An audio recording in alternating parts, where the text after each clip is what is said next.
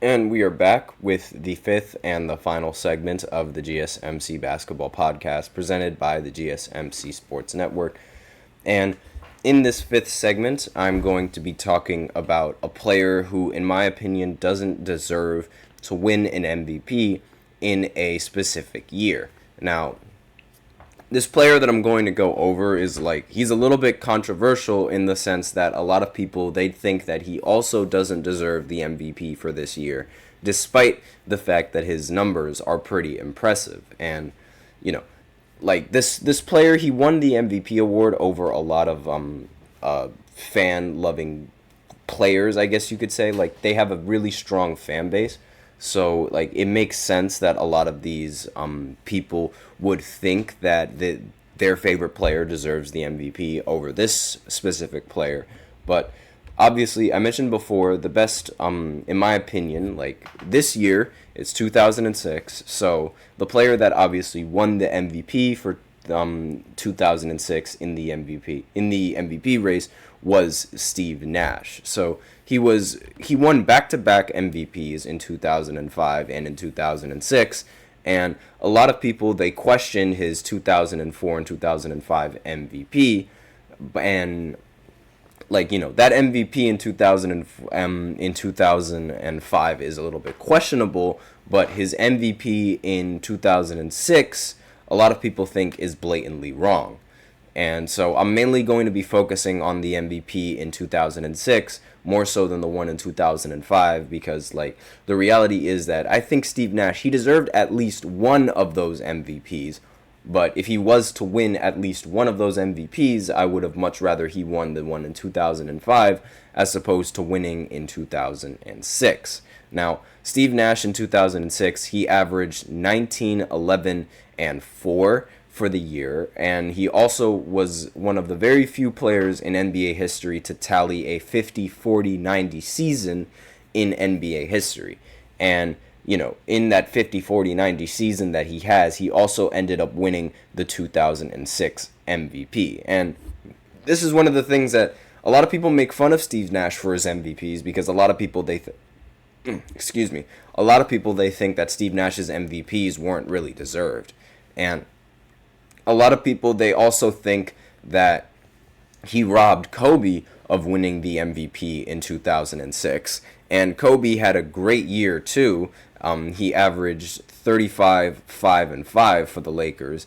And he also led the Lakers to 45 wins, which was really the big difference maker in the voting between between voting for Kobe and voting for Steve Nash, because Nash, he put up 19, 11, and 4 on a 54 win Suns team. Meanwhile, Kobe, he ended up putting up 35, 5, and 5 to a 45 win Lakers team. So the win difference between the Lakers and the Phoenix Suns was the big difference maker in terms of voting, because obviously, the MVP is most likely, it's going to be reserved, 9 times out of 10, it's going to be reserved to the best player on the best team. And Steve Nash having the better record for his team obviously gave him a much better case than Kobe Bryant in the MVP debate. And a lot of people, they aren't really going to give an MVP to somebody who led a team to 45 wins. A lot of people were reluctant to do that when Russell Westbrook won the MVP in 2017.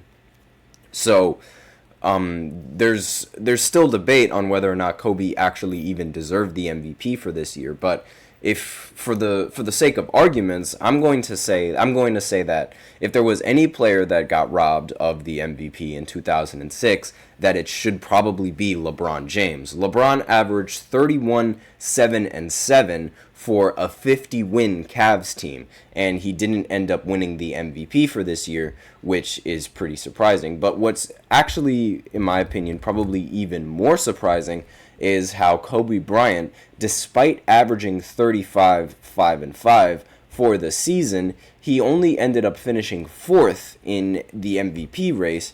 Meanwhile, LeBron James, he actually ended up finishing let me see, he ended up finishing second in MVP race with his averages. Averaging 31, 7, and 7 is very impressive, and also leading your team to 50 plus wins, or 50 wins at least, is also very impressive when you're looking at when you're talking about MVP debates. So really, the argument on who deserves the 2006 MVP, it can't really go just to one person. It has to go to two. So the argument becomes, should Kobe deserve it or should LeBron deserve it? And I can't really give an answer to that question because, it's really a toss-up.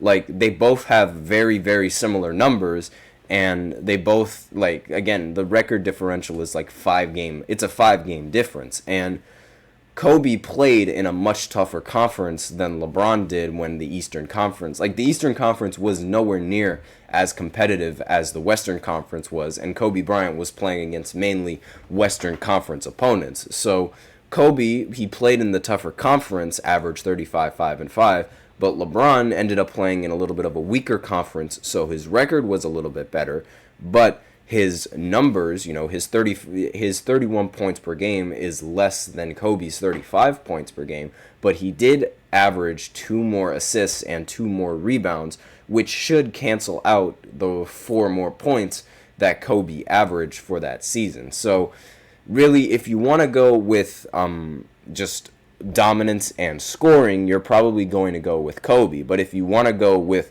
overall play, then you'd probably go with somebody like LeBron on who would win the MVP for this season. Another player that's in the discussion for this debate is Dirk Nowitzki and the Dallas Mavericks. He also has a little bit of an argument when you want to talk about the 2000, who the 2006 MVP was, because in the year 2006, Dirk Nowitzki was third in the MVP race, and he finished the season averaging 26 points, 9 rebounds, 2 assists, shooting 40% from 3, 48% from the field, along with a 51 effective field goal percentage, and he was also shooting 90% from the free throw line.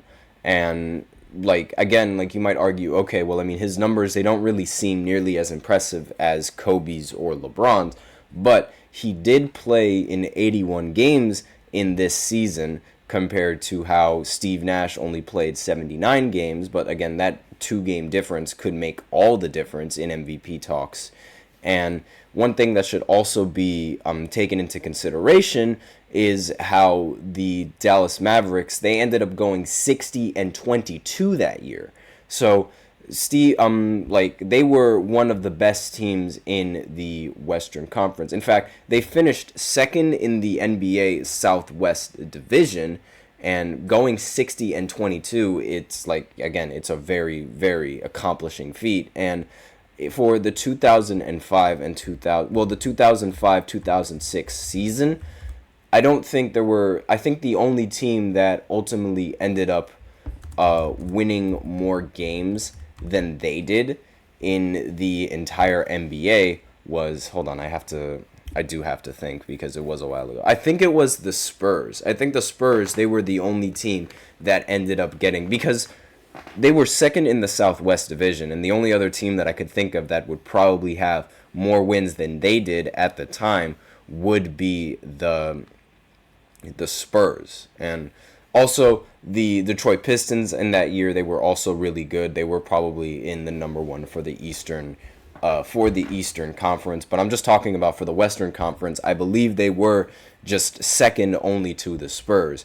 And so Dirk, he was able to average his numbers while also being able to be a part of the second best team in the Western Conference, and they had a much better record than Phoenix did in that year. So if there was any other player aside from LeBron or Kobe to win the MVP in that season, it could be Dirk Nowitzki. But again, this is just, hypothetical talks, because I genuinely don't think that Steve Nash deserved the MVP. But let me know in the comments what you think. Do you guys think that he deserved the MVP in 2006, or do you think that Kobe or LeBron deserved it more? Or do you think that Dirk Nowitzki or somebody else deserved to win the MVP more in that year than Steve Nash did? Either way, let me know in the comments what you guys think and who you would pick to be your MVP. And personally, I would pick Kobe. I would have much rather liked to see Kobe win the MVP in that season. But if you do want to pick somebody like LeBron, then I completely understand why you want to pick LeBron. He was a phenomenal player for Cleveland in that season, and it makes zero sense how he didn't win the MVP. It also doesn't make any sense how Kobe won the MVP, but I already talked about that. So that's all that I have on this segment. Again, thank you so much for tuning into the GSMC Basketball Podcast presented by the GSMC Sports Network.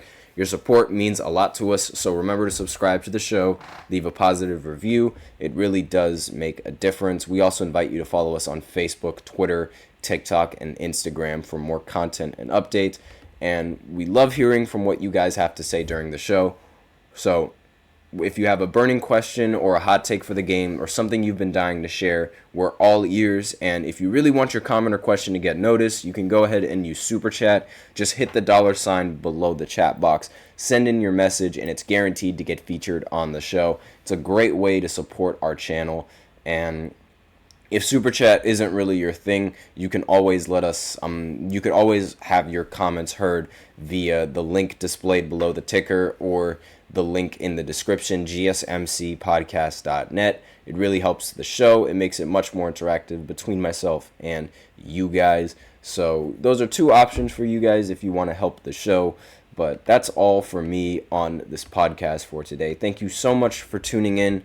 I am your host, Nelson, and if you guys really like the MVP segment that I just did, let me know in the comments if you guys would like to see me do more after this week. So again, I'll be doing the live show again tomorrow, same time at 12:30. So be sure to tune in for that.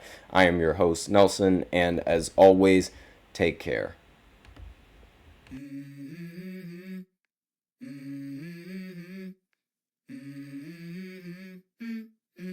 Let's go.